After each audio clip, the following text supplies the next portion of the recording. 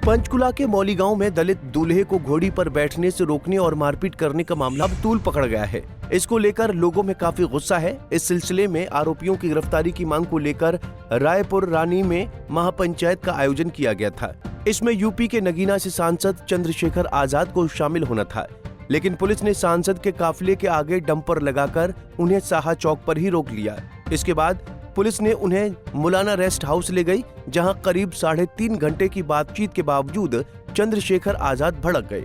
उन्होंने पुलिस को कड़े शब्दों में चेतावनी देते हुए कहा कि अगर 16 मई तक आरोपियों की गिरफ्तारी नहीं हुई तो मैं खुद सड़कों पर उतरूंगा और इंसाफ की लड़ाई को आंदोलन में बदल दूंगा।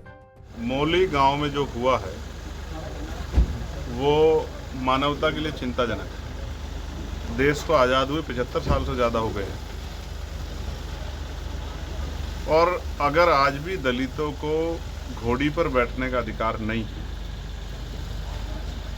तो ये हम सब लोगों को सोचना चाहिए कि क्या वास्तविकता में आज़ादी के अवसर और आज़ादी के जो अधिकार हैं वो सब तक पहुँचे नहीं पहुँचे।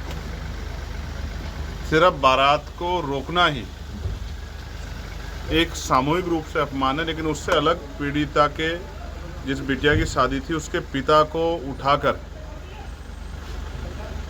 पूरी पंचायत में ले जाकर उसके ऊपर ये दबाव बनाना कि जो काम गांव में पहले नहीं हुआ कि बारात नहीं घोड़ी नहीं चढ़ा दलित दूल्हा तो वो ना हो, इसके लिए दबाव बनाना, ये एक तरह से पूरे समाज को नीचा दिखाना। जिस दिन बारात गई पहले बग्गी वाले पे हमला किया, फिर पुलिस ने बग्गी वाले को, क्योंकि उनके पास इन्फॉर्मेशन थी, एप्लीकेशन थी, उसको बुला दिया। बारात निकल गई, बारात के साथ झगड़ा करने का प्रयास किया। गांव में कहते हैं कि अगर कोई बाहर से आता है तो वो मेहमान होता है और उसका सम्मान भी होता है, और कहते हैं बेटी भी पूरे गांव की होती है। लेकिन यहाँ तो बेटी दलित की रही, यहाँ तो उसी बारात का अपमान किया गया, उसी बारात के साथ मारपीट की गई, उसी बारात को मजबूर किया गया अपमानित होने के लिए। तो यहाँ बेटी गाँव की नहीं बेटी बन पाई, ना ही जो मेहमान गए वो गाँव के मेहमान बन पाए, वो उसी समाज के मेहमान रहे जिस समाज में बारात लेके गए थे। उसके बाद 2 घटनाएं और घटी, और तीसरी घटना जो है जहां 2 बच्चियों को उनके कपड़े फाड़े गए, उनको घसीटा गया, उनके साथ मारपीट की गई। ये जातीय आतंकवाद जो है ये हरियाणा के गांव में आज इन घटनाओं से देखने को मिल रहा है। बाबा साहब ने कहा था कि गांव जातिवाद का अड्डा है, और आज इस घटना को जानने के बाद, यहाँ आने के बाद मुझे एहसास हुआ कि वो सोच अभी तक ख़त्म नहीं हुई।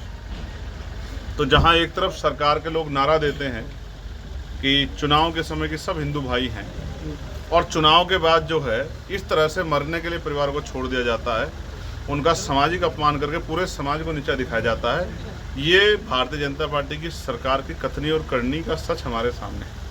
और ये तमाशा मुख्यमंत्री और सरकार और एडमिनिस्ट्रेशन के पुलिस के लोग इतने दिन होने बीत जाने के बाद 6 तारीख के लगभग की घटना है, और आज जो है 29 अप्रैल है, अब तक पूरे मुख्य आरोपी गिरफ्तार नहीं हुए। और आपको जान के अचरज होगा कि मुख्य आरोपी इस घटना के बाद, पुलिस कह रही है कि हम उसको खोज रहे हैं, वो थाने में आके चाय पी के जाता 2-2 बार। तो ये बिना सरकार के संरक्षण के संभव नहीं।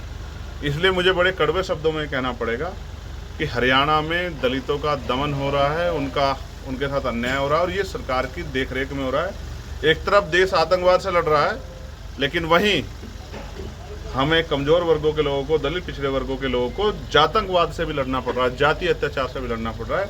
यही भारत का कड़वा सच है। आज आपके प्रशासनिक अधिकारियों के साथ भी अभी बैठक हुई है, आपको रोका गया, तो आपकी क्या मांग रही और क्या अपराध तो नहीं रोक पा रहे हरियाणा में, गुंडों को तो नहीं रोक पा रहे, जातीय आतंकवादियों को तो नहीं रोक पा रहे, लेकिन उन्होंने मुझे रोका। मैं संवैधानिक व्यक्ति हूँ, मैंने उनसे चर्चा की, उन्होंने मुझे विश्वास दिलाया कि वो उन आरोपियों को गिरफ्तार करेंगे, और उन्होंने मुझसे ये भी बताया कि उन्होंने गांव में चौकी खोली है। अब भविष्य में इस तरह घटना नहीं होगी, लेकिन मैं उनको ये बहुत जिम्मेदारी के साथ कह रहा हूँ।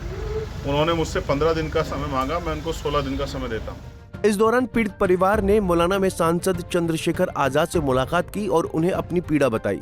इस पर चंद्रशेखर आजाद ने कहा कि वो हरियाणा के इस गंभीर मामले को संसद में उठाएंगे।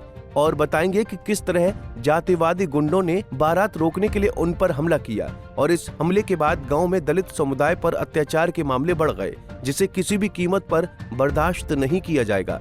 बराड़ा से अनिल शर्मा, पंजाब केसरी टीवी। हमसे जुड़े रहने के लिए हमारे YouTube चैनल को सब्सक्राइब करें और नई वीडियो की नोटिफिकेशन के लिए बेल आइकॉन को दबाएं। अगर आप ये वीडियो Facebook पर देख रहे हैं तो लाइक जरूर करें और ज्यादा से ज्यादा शेयर करें। धन्यवाद।